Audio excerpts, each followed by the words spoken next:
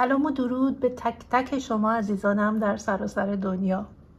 من امروز اومدم براتون پنیر درست کنم. میدونم که خیلیاتون تعجب کردین که ای بابا ما اینجا لبنیات درست نمی کنیم و کفیر خیلی استثنائه، به دلیل اینکه ما اون رو با دانه های کفیر پروبایوتیکش میکنیم، لکتوزش رو میگیریم و اصلا ازش یک گونه دیگه ای میسازیم که 52 نوع بکتری هستش توش و میتونید برید ویدیوشو حتما ببینید، لینکشو میذارم اون پایین. شما میدونید که من هرگز به شما نگفتم و نمیگم که شیر خوبه، هر نوعش، چه خامش چه نمیدونم پختهش جوشیدهش. شیر کلا برای ما خوب نیست، برای بدن ما خوب نیست. درسته که شیر بزی مقداری چون به شیر انسان شبیه تره اون بهتره برای هضم و اینهاش، ولی کلا من شیر و لبنیات رو توصیه به هیچ کس نمی کنم، چرا که لکتوزش باعث تورم میشه در بدن ما، در روده های ما و خوب نمیتونه بدن اونها رو هضم و جذب بکنه. میدونم که خیلیاتون به خاطر کلسیومش میخورید، ولی کلسیوم رو خیلی از جاهای دیگه میتونید تامین کنید و کلسیوم این هم کمتر قابل جذب هست و میمونه یک کیسینش که کیسین هم پروتئینشه و پروتئین اون هم حتی خیلیامون بهش حساسیت داریم و حتی ما خیلیامون نمیدونیم که به کیسین شیر حساسیت داریم، ولی وقتی که میخوریم صبحها جوینت هامون و مفاصلمون خشک، درد میکنه، دردای آرتروزی داریم و اینفلامیشن یا تورم در مفاصلمون ایجاد شده و اینو نمیفهمیم. اگه 40 به بالا هم باشیم که میگیم ای وای دیگه شروع شد، دیگه داریم به پا به سن میذاریم و از این داستانا، ولی اصلا ربطی به پا به سن گذاشتن و پیری و اینجور چیزا نداره و فقط مال اینفلامیشنه که از غذاهای اشتباهی در بدنمون ایجاد میشه. اما امروز میخوام براتون پنیر درست کنم. خیلیاتون از من تقاضای پنیر پروبایوتیک و ماست پروبایوتیک میکنید و حتی خیلیامون تفاوت اینا رو نمیدونیم. حتی خیلیامون اصلا نمیدونیم پنیر رو چجوری باید درست کنیم و چند نوع پنیر داریم. پروسس های اینها رو نمیدونیم و فکر میکنیم هر چی که اینجوری پروتئینش جدا شد از وی شیر یعنی همون پنیر دیگه، یه چیز سفت دلمه شد اون یعنی پنیره. نه، هر چیزی پنیر نیست. البته من پنیر رو بهتون آموزش دادم که پنیری هستش که از کفیر درست کردیم، نه پنیری که از شیر درست کرده باشیم و همینطور ماستی که از کفیر درست کردیم به خاطر پروبایوتیک هاش که حداقل شما یه چیزی خورده باشین که برای روده هاتون مفید باشه. پنیر رو به روش های مختلف درست میکنیم، اما من این طبقه بندی این روش ها رو میخوام براتون توضیح بدم که حداقل میخواین پنیر بخورید هر چیزی رو نگید پنیره و خوبه و بدو برید پنیر خانگی درست کنید. و میبینم که خیلی هم دارن توی میدیا به شما آموزش میدن که پنیر درست کنید در 2 دقیقه 5 دقیقه 3 سوت 2 سوت، که میدونید که من چقدر مخالف این 5 دقیقه و 3 سوت و 2 سوت و فوری و فوتی و اینا هستم و دلایلم هم در ویدیوهای مختلف ذکر کردم. خب حالا فرق پروسه های پنیر درست کردن رو میخوام بهتون بگم. شما میدونید و دیدید، حتما هم همتون درست کردید چون همتون عاشق فوری و 5 دقیقه و 3 سوته و 2 سوته هستید. میدونم که این نوع پنیر رو همتون درست کردید که اونه که با سرکه و یا آب لیمو درست میکنید. میذارید شیرتون جوش میاد و بعد نمیدونم سرکه و آب لیمو میریزید و شیر میبره به اصطلاح عامیانه و این شیر وقتی که برید دلمه میشه و اون دلمه ها رو جمع میکنید و به چه پنیری.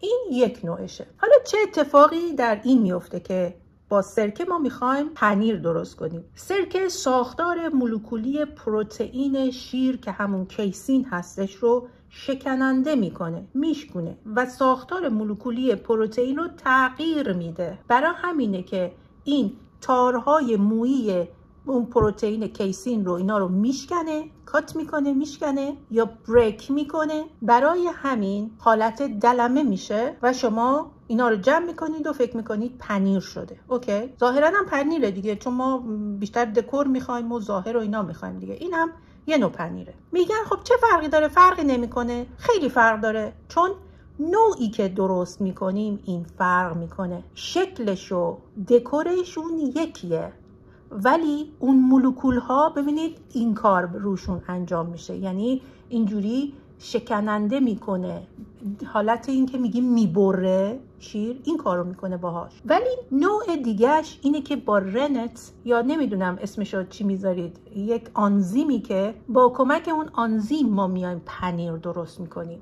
که این رنت ها دو دستن. یه رنت داریم که حالا مایه پنیر نمیشه گفت حالا خیلی بهش، حالا ما اسمشو میذاریم مایه پنیر. یکی رنتی هستش که منشأ گیاهی داره، یه رنت هست منشأ حیوانی داره.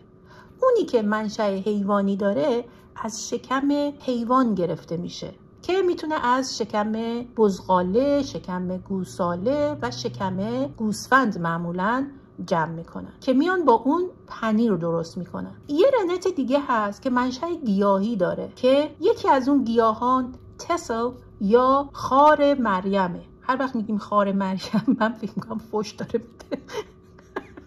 نمیدونم چرا، ببخشید. خلاصه این اسم خار مریمه که عکسش هم گذاشتم دارید میبینید. خیلی گله خودروی زیبایی است، واقعا زیبایی، که یک گل خارداریه که سرش یک حالت پرچم بنفش هست و خیلی زیباست و مصارف دارویی داره، خصوصا برای پاکسازی کبد و اینا خیلی عالیه و این رنتو از اون هم میگیرن. و یا مثلا از انجیر یا فگ سپ که شیره انجیر هست یا برگش یا خود انجیری که هنوز خیلی نرسیده از اون میگیریم که من این کار رو میخوام امروز با شیره برگ انجیر انجام بدم.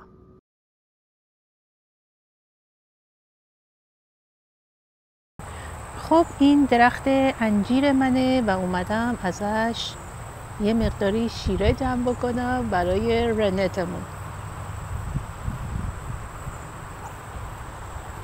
میبینید که یه کوچولو هم داره انجیر میده اینجا و اونجا. خب حالا من یه دونه برگ رو کندم براتون که شیره اینو بگیرم توی این لیوان. ما چند قطره بیشتر نمیخوایم واقعا.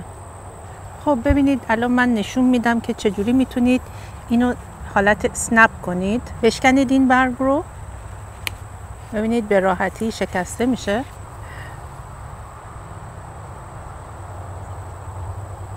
ببینید از ته اینم چکید روی برگ پایین.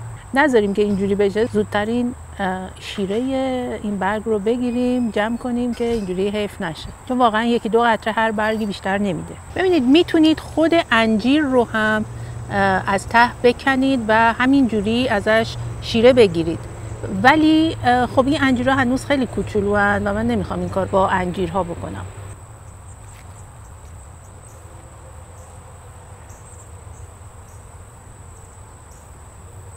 این همینجوری داره اشک میرزه.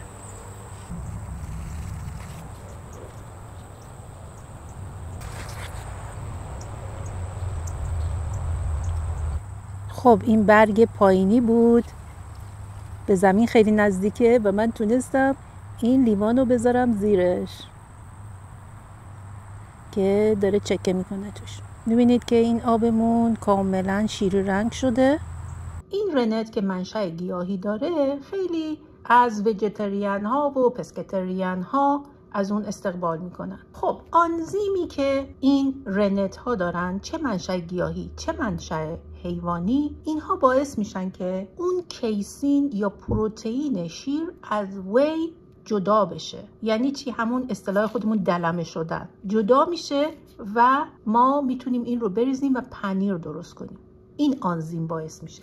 اما تفاوتش با پنیری که با سرکه و آب لیمو و چیزای اسیدی درست میکنیم زیاده و اون هم در ساختار مولکولی این پروتئینه که این ساختار مولکولی پروتئین رو به هم نمیریزه، بلکه این آنزیم باعث میشه، یعنی اکشنی که اون عملی که این آنزیم روی اینها داره باعث میشه که این جدا بشه از وی یا همون آب ماست و اینایی که میبینید آبکیه، شیری آبکیه، چیز آبکیه، یه چیز سفت دلمه ماننده که اون دلمه و سفیده رو میگیم کیسین.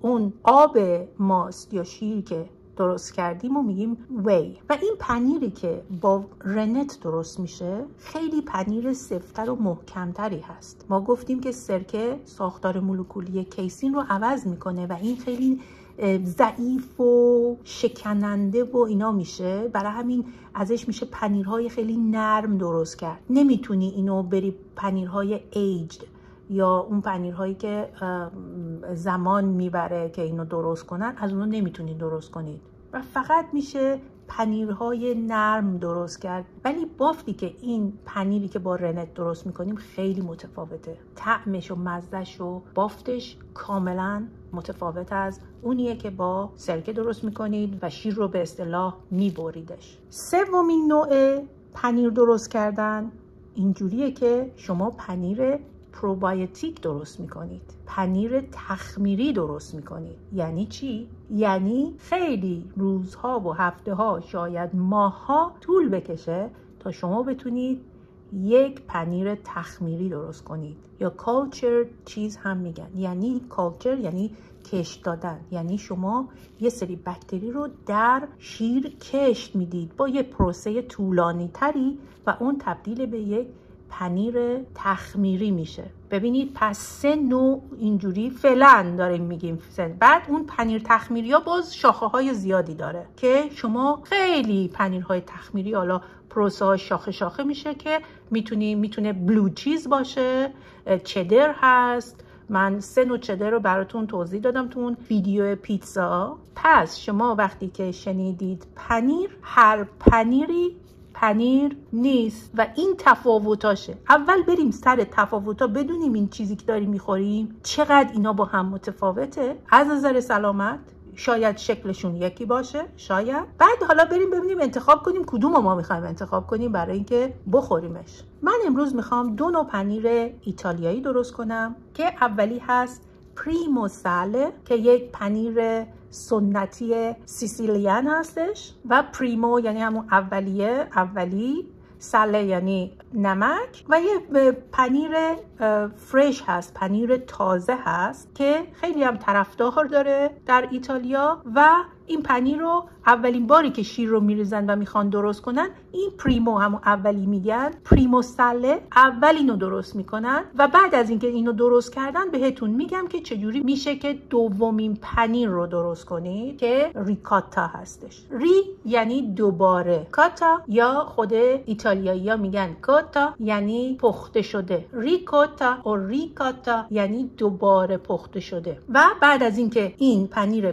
پریمو ساله رو درست کردیم، ما میریم ریکاتا رو درست میکنیم و هر دوی اینا رو من با رنت یا همون شیره انجیر میخوام درست بکنم. برای این کار ما به شیر خام نیاز داریم، عسل مقدور چون واقعا شیر خام یک جور دیگه ای میشه. ببینید این شیر خامه، میبینید که من اینو اینجوری گذاشته بودم توی یخچال، میبینید خامش از اینجاست و میبینید این خامه چجوری اومده و جدا شده، نه هموژنایزه و نه پسترایز، خامه. حتی 150 درجه هم این حرارت دیده نشده. ببینید شیر خام رو خیلیا سوال کردن که ما اینجا از تب مالت میترسیم، ما باید چی کار کنیم؟ ببینید شیر خام بستگی داره به اون کشوری که هستید و میدونید که در کشورهایی که شیر خام رو خیلی خیلی کم و به ندرت به بعضی جاها عرضه میکنند، اینا خیلی هم گرونن، به خاطر اینکه شیر خام زیر نظر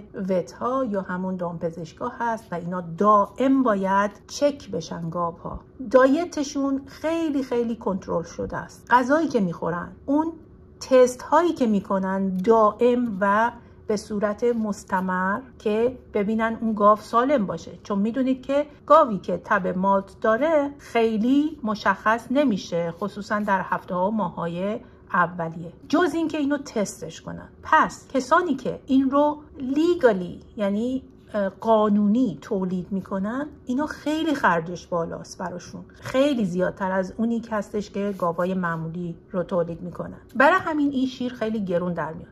حالا از اون بر اینی که اینو بیشتر از یه هفته نمیتونی نگهداری، با ظهور قیمت میره بالا چون شلف لایفش کم میشه. از اون طرف بیمه های اینا خیلی برای گاودارا زیاده. از اون بر باز سوبسید به همچین دامدارایی تعلق نمیگیره و اینا واقعا خیلی تفاوت میکنه تولیداتشون از نظر قیمتی و کوالیتی با چیزهای دیگه. اینه که این شیر گرونتره. اما در کشورهایی که کنترل نیست روشون، من دیگه نمیدونم، اگر از تب مالت میترسید، من این درجه حرارتی که براتون اینجا مینویسم، با اون درجه حرارت بروسلا باکتری هستش که باعث تب مالت میشه رو از بین میبره. پس اگر میترسید و توی کشورهایی هستید که این کشورها کنترل روشون نیست، میتونید تا این درجه اینو حرارت بدید که خیالتون از تب مالت راحت بشه. ولی حتما باید ترمومتر باید داشته باشید و اینا رو باید دائم کنترل کنید و نذارید حالا بالاتر یا پایینتر بشه. کار یه ذره دقیقی هستش. ولی اینی که بیان بجوشونید و نیم ساعت و همینجوری رو هوا نیم ساعت بجوشونیم. بعضیا که میان میبینم که میخوان ماستتون میخوای سفت بشه، او بیا من یک رسیپی دارم همچین بهتون یک ماست سفتی میدم که بیان این شیری که هست بذارید اینقدر بجوشه که این نصف بشه، نصفش بخار بشه بره و این وقتی مقدارش نصف شد چه ماستی بهتون میده، چه دکور قشنگی میخورید. وای وای وای، هیچ به دردتون نمیخوره، هیچی.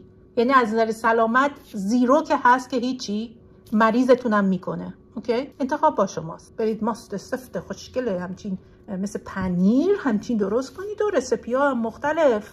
شفامون ماشاءالله همه دارن بهمون رسیپی های اینجوری ماستا این شکلی رو بهمون میدن. خب با این توضیحات اگر جایی زندگی میکنید که میتونید یک شیر خام سالم بگیرید، اوکی، شیر خام سالم میخوادید. وگرنه تا اون درجه‌ای که براتون نوشتم میتونید حرارت بدید، نه بیشتر، که فقط اون باکتری بروسلا کشته بشه و شما دیگه خیالتون از بابت تب مالت راحت میشه. آیا چی میشه؟ باکتریاش چی میشن؟ مواد غذاییش چی میشن؟ بله، مقدارش از بین میره قاعدتاً، حداقل یه چیزایی توش میمونه دیگه، مثل اولترا پاستورایز نیست که بیاین بی نهایت این رو حرارت بدیم.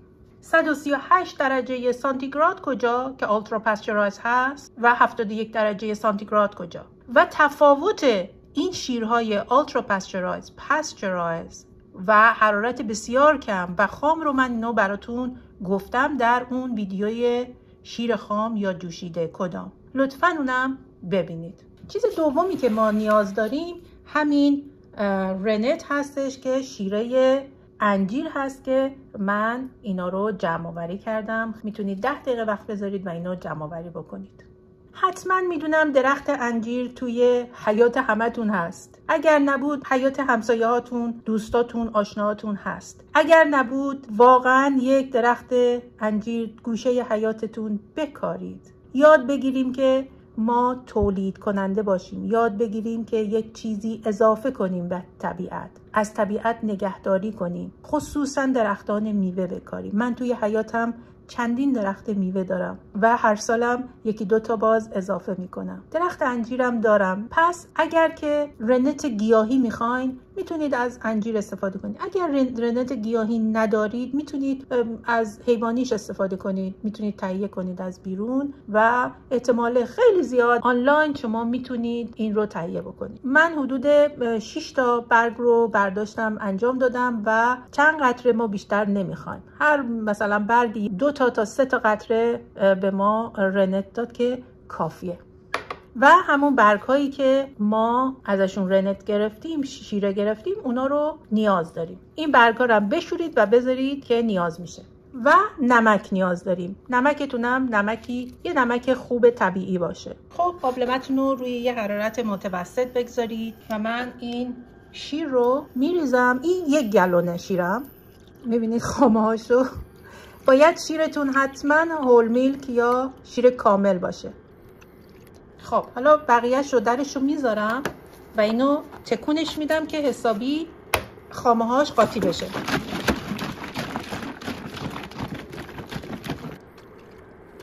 ببینید تقریبا 1/4 رو من نگه میدارم. این 1 گالونه. 1/4 شیری رو که دارید رو نگه دارید که برای پنیر دوم ما نیاز داریم. اینو من میذارم توی یخچال، چون شیرم خامه. توی این فاصله توی یخچال نگه میدارمش. خب من 1 قاشق چایخوری هم نمک میخوام. این نصف قاشق چایخوریه، 2 تا از این میشه 1 قاشق چایخوری.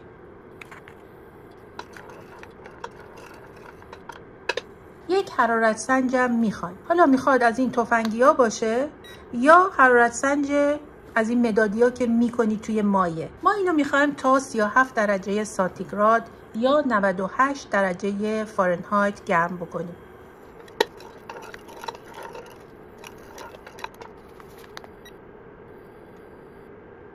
خب این فارنهایته و من میخوام که به 98 درجه برسه.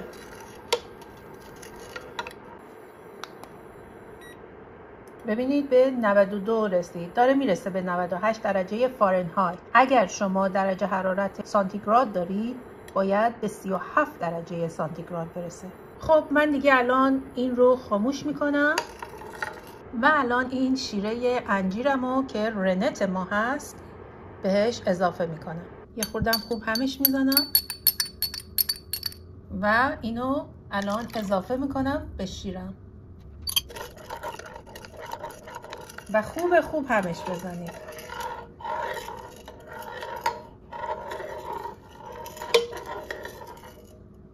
از همه جهت هم بزنید. خب حالا اینو حداقل 45 دقیقه و حد اکثر 1 ساعت میذاریم که بمونه. خب حالا یه سبد حصیری یا یه سبد پلاستیکی که سوراخاش خیلی ریز باشه رو میگذاریم و برگ انجیرها رو میچینیم اینجوری روشون.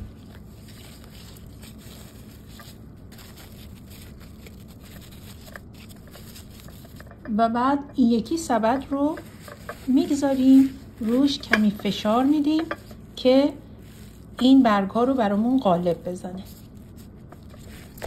به این شکل. اگر هم اصلا نمیخواین توی سبد بریزید میتونید توی یک پارچه تمیز بریزید که این پنیرها آبش بره. من اینجوری رو ترجیح دادم. خب این بیش از 50 دقیقه است که نشسته. حالا ببینیم چی کار کرده. ما اینو آروم میبریمش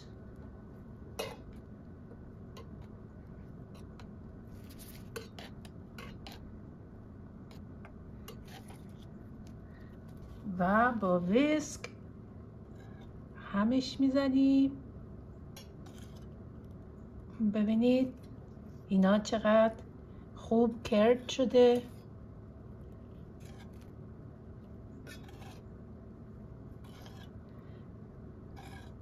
با این همزن دستی هم میزنیم که یه ذره ریزتر بشه. ببینید اون آنزیمی که اون برگ انجیر داشت که به نام فایسین هست، این آنزیم روی این شیر چجور عمل کرد به زیبایی و پروتئینش رو جدا کرد که همون کیسینه از شیر جداش کرد.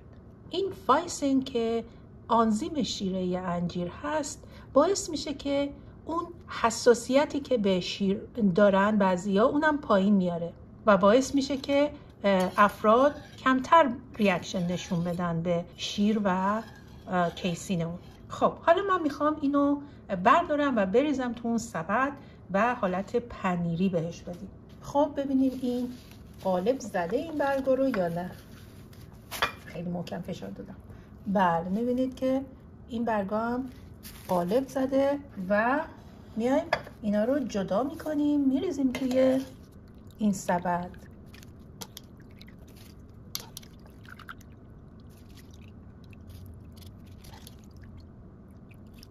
خب بقیه‌شو من میتونم توی سبد دیگه بریزم.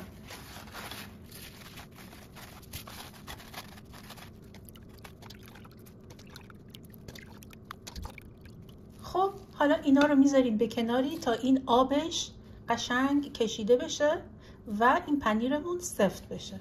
اما ببینید ما این آب رو دوباره برمیگردونیم، این وی هست دیگه، خب وی شیر هست، دوباره برمیگردونیم توی این که برای پنیر بعدی نیاز دارم. خب تا اونجایی که ممکن بود من کیسین شیر رو با اون صافی برداشتم. حالا با بقیهش که بیشتر وی هست ما میخوایم پنیر ریکاتا رو درست کنیم. الان من به اون 1/4 شیری که برداشتم نیاز دارم که بریزم توی این وی.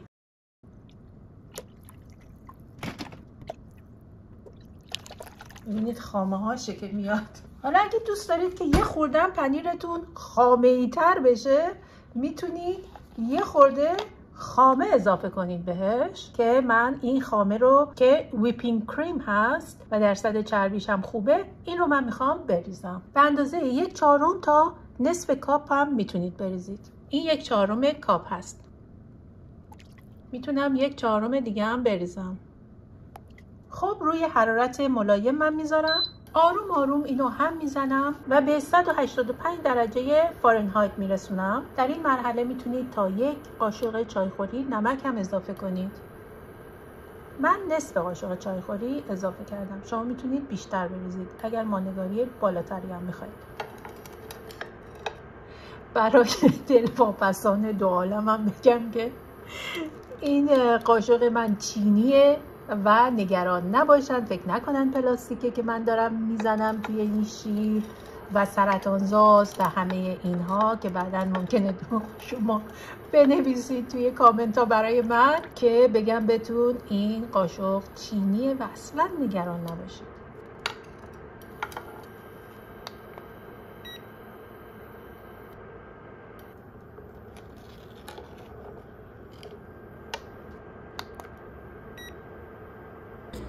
ببینید وقتی که داره دیگه به اون نقطه حرارتی که ما میخوایم میرسه، میبینید که این دلمه ها یا کرد ها میان روی شیر و از وی جدا میشن به همین سادگی. ببینید حتی به 185 هم نرسیده، 160. میبینید که جدا شد. خب حالا الان دیگه وقتشه که من کردا رو جمع کنم، این دلمه ها رو، و بریم برای مرحله بعدی. ببینید 160 درجه فارنهایت این درست شد.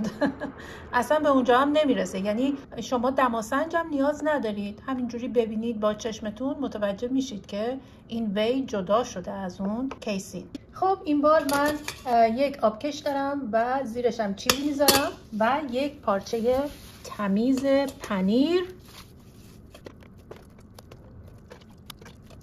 هر چی که داشت من اینو جمع کردم دیگه، چیزی توی صافیم نمیاد و در نهایت هم این شکلی میشه.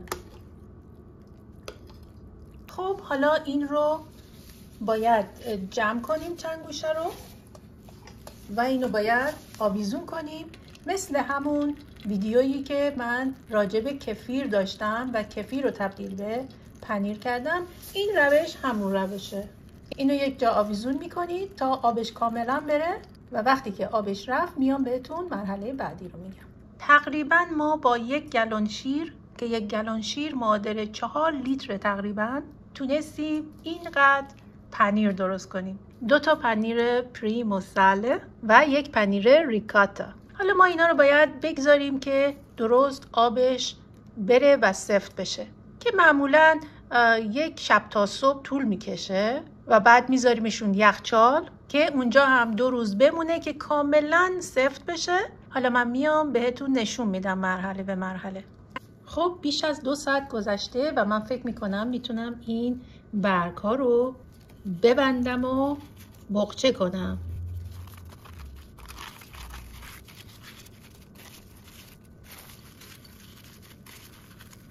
میتونم این وزنه همبرگرم بذارم روش. این یکی هم به این صورت، این یه ذره هنوز شلتره و برگش هم کمتره. خب میتونید یه بشقاب بذارید توش. خب این پنیر ریکاتا آبش کاملا رفته و میخوام وای وای وای وای چی شده. به به به به به. ببینید چقدر پنیر سفتیه. اصلا شبیه اون پنیرهایی که شما با سرکه و آب لیمو درست میکنید نیست.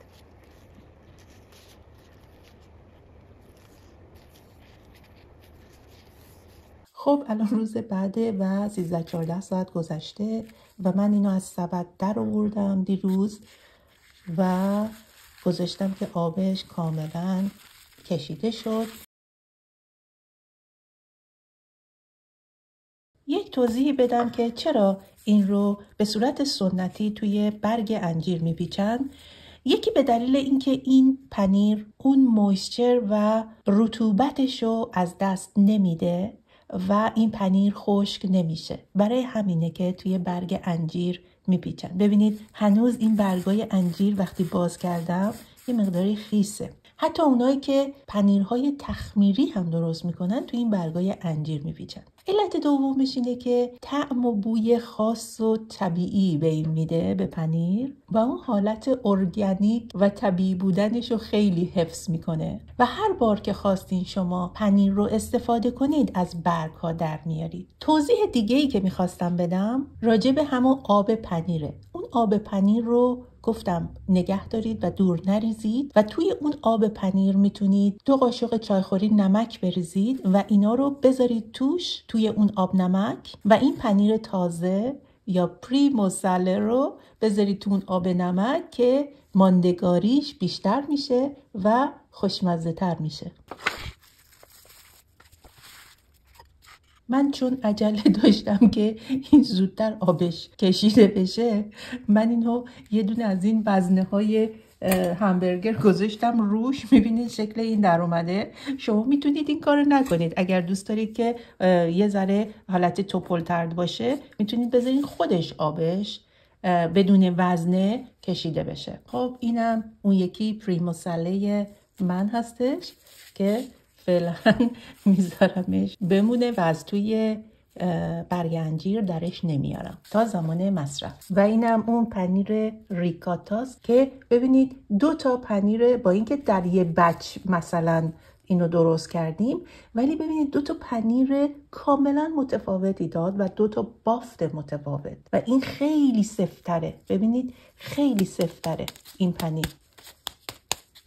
پنیر با اون نون بی نظیره. اون نون پیتایی که با سبزیجات بود و خمیر ترش بود بی نظیر میشه. اون نون رو از دست ندید و لینکش رو براتون میذارم که حتما ببینید. من این رسیپی رو فقط برای اون کسانی که واقعا این همه به من اصرار که به ما بگو که ما پنیر و یه ماست پروبایوتیک، پنیر پروبایوتیک بگید. این پنیر پروبایوتیک نیست، یه پنیر دیگه است پروبایوتیک، یه جورای دیگه درست میشه. این فقط جایگزین بسیار سالمتری از سرکه و لیمو و اینجور چیزاست و این آنزیم طبیعی و گیاهی بود که به این شیر دادم و تبدیلش کردم به پنیر. و این 2 تا پنیر که با سرکه درست میشه و با رنت مکانیزم پروسه درست کردن پنیرشون و کرد شدن شیر متفاوته. خب الان وقتشه که من اینو امتحان کنم و بگم خدا چه کارتون کنه